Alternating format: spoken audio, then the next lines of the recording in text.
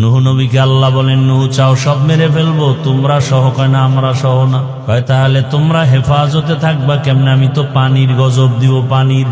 আল্লাহ বলেন, এই গজব থেকে তুমি আর 40 জন মুমিন সহ সব পশু পাখির মধ্য থেকে এক জোড়া করে নিরাপদে তোমাদের সাথে রাখবা। এক জোড়া হাতি, এক জোড়া গরু, এক জোড়া ঘোড়া, এক জোড়া বকরি, এক জোড়া হাঁস।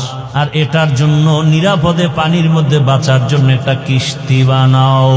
নূহ নবীর কিস্তিও কয়েকতলা হয়েছে। নিচতলায় ছিল মানুষ, উপরে পশু পাখি। এক জোড়া হাতি, এক জোড়া বানর, এক জোড়া হাঁস, এক জোড়া মুরগি, এক জোড়া ঘোড়া, এক জোড়া গরু, এক জোড়া বাঘ, এক জোড়া সিংহ। এইভাবে জোড়ায় জোড়ায় সব লইয়া 40 জন সব কিস্তিতে উঠলেন। পানি বন্যা শুরু হলো। এক টানা 40 দিন বৃষ্টি, আর নিচের পানিও বাড়তেছে, উপরের পানিও বাড়তেছে। পয়গম্বর নূহ নবীর এক সন্তান কেনান, সে কিস্তিতে উঠে নাই। সে বলে, আমি পাহাড়ের উপরে উঠা নিরাপদে থাকবো। 40 দিন পানি, এত পরিমাণ বৃষ্টি হলো, বাড়তে বাড়তে পাহাড়ের চূড়ায় পানি চলে গেছে। কেনান মারা গেছে পানিতে। 40 দিন পরে পানি থেমে গেল। জমিনের অবস্থা এমন হলো যে কিচ্ছু নাই, কিচ্ছু নাই, পুরা সমান একটা জমিন, কোনো মানুষ নাই, সব শেষ। 40 দিন বৃষ্টি। নতুন করে তারা নামলেন।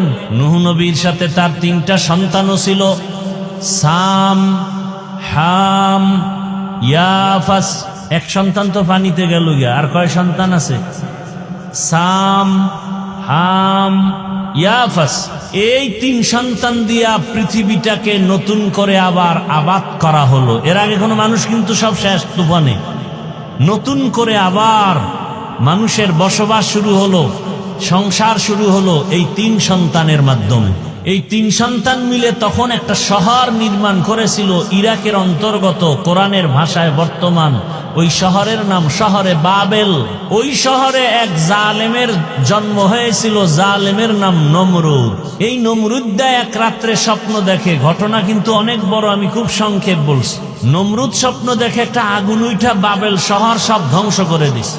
ভয়ে কাঁপতে কাঁপতে উঠা গণকদের ডাকছে, এই গণকেরা, ভাগ্য গণনা কর। কি দেখলাম? কয়, শনি, তোমার খোদাগিরি ধ্বংস করার জন্য একটা আগুনের পাওয়ার নিয়ে একটা পুত্র সন্তান আসবে, ভবিষ্যৎ নবী, নাম ইব্রাহিম।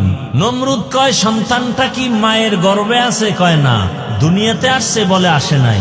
গর্ভেও নাই? না। নমরুদ আইন করলো, স্বামী স্ত্রী এক জায়গায় ঘুমাতে দিও না, ঘুমাইলে সন্তান নিতে পারবে না, নিলেও ছেলে হতে পারবে না। যদি হইয়া যায় তরবারি রেডি, সাথে সাথে কল্লা